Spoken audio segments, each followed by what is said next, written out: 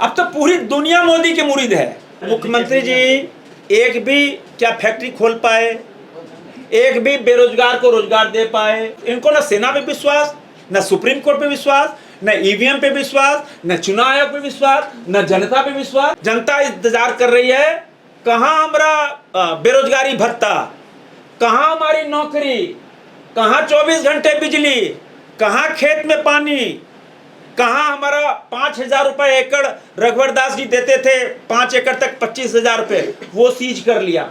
जो 40 साल का पाप भोग रहा है, 40 साल का पाप, वरदान नहीं अभिशाप हो गया है।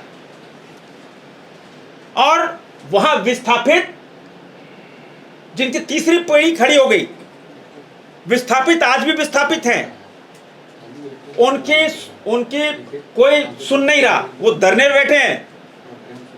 और उसका उस ध्यान का क्या उपयोग है, उस समय के कांग्रेस के बड़े बड़े नेता बता सकते हैं भी क्या था, कुछ नहीं।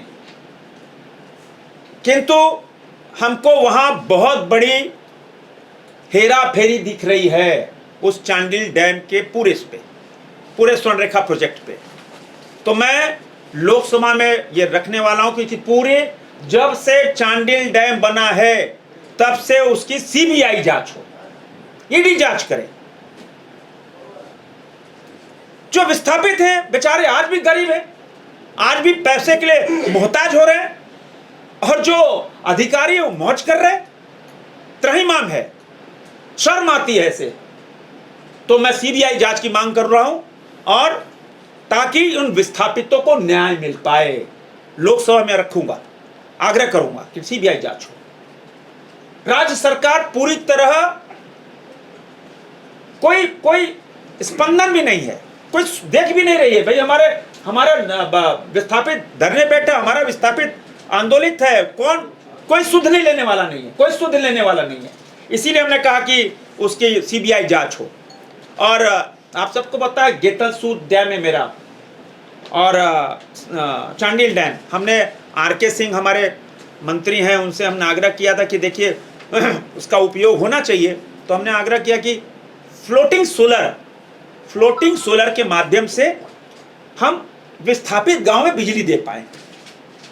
हमने आग्रह किया था 2021 में ही, किंतु कोरोना आ गया। फिर हमने आग्रह किया तो माननीय मंत्री जी की हमको चिट्ठी आई 7वें महीने में। उन्होंने कहा कि गेतलसूद डैम, चांडिल डैम सहित कई अन्य डैम्स हैं जिनमें फ्लोटिंग सोलर लगेगा, जिससे विस्थापित गांव में हम बिजली दे पाएं, उनका उपयोग कर पाएं। यह फ्लोटिंग सोलर से कुछ हम बिजली उत्पादन कर पाएंगे। एक और बात बताएं, अभी आप सब जब झीरी जाते हो तो आप देखते हो कि झीरी में बहुत बड़ा पहाड़, लगभग 40 से 50 हजार वहाँ के नागरिक, किसी को कैंसर होना है, किसी को टीबी होना है, किसी को दमा होना है, कुछ होना है, पहाड़। तो पिछले साल हमने हरदीप पुरी जी हमारे मंत्री, हम उनके पास गए कि सर हमारे यहाँ सॉलिड वेस्ट मैनेजमेंट प्लांट नहीं है, अगर लगा देते तो बहुत अच्छा होता। वो तुरंत तैयार हुए। देखो हमारे मंत्री काम करने का तरीका, तुरंत तैयार हुए और उन्होंने कहा हम 150 मीट्रिक टन का प्लांट लगा देते हैं। हम खुशी रांची आए, हम स्मार्ट सिटी के बैठक में चले गए। वहाँ सीओ ने बताया कि सर 150 मीट्रिक टन नहीं, अगर 300 हो जाता तो बढ़िया होता। हम उसी शाम फिर भागे, हम उसी शाम को फिर दिल्ली गए, क्योंकि फाइल जिंदा थी। हमने हरदीप पुरी जी कहा सर हमसे गलती हो गई, 150 मीट्रिक टन नहीं, आप 300 मीट्रिक टन कर दो। तो आपको बताते हुए हर्ष हो रहा है कि 300 मीट्रिक टन हो गया। अभी आप लोग झीरी जाओ कभी भी घूमते हुए, अभी मैं औचक निरीक्षण पे गया था, गेल इंडिया के स्वच्छता मिशन से हम काम करा रहे हैं, और दिसंबर तक पहला प्लांट हम शुरू कर देंगे। रांची का जो भी वेस्ट कूड़ा निकलेगा उसका सदुपयोग होगा, उससे सीएनजी बनेगी, उससे ऑर्गेनिक खाद बनेगी। पहला प्लांट 150 मीट्रिक प्लांट का उद्घाटन दिसंबर में कर देंगे, और अगला 150 मीट्रिक जो टन का प्लांट है उसको हम मार्च में कर देंगे। मार्च तक 300 मीट्रिक टन का प्लांट शुरू हो जाएगा, रांची शहर कूड़ा मुक्त हो जाएगा। यह गेल इंडिया के स्वच्छता मिशन पे हो रहा है। और हम कह सकते हैं कि रांची बहुत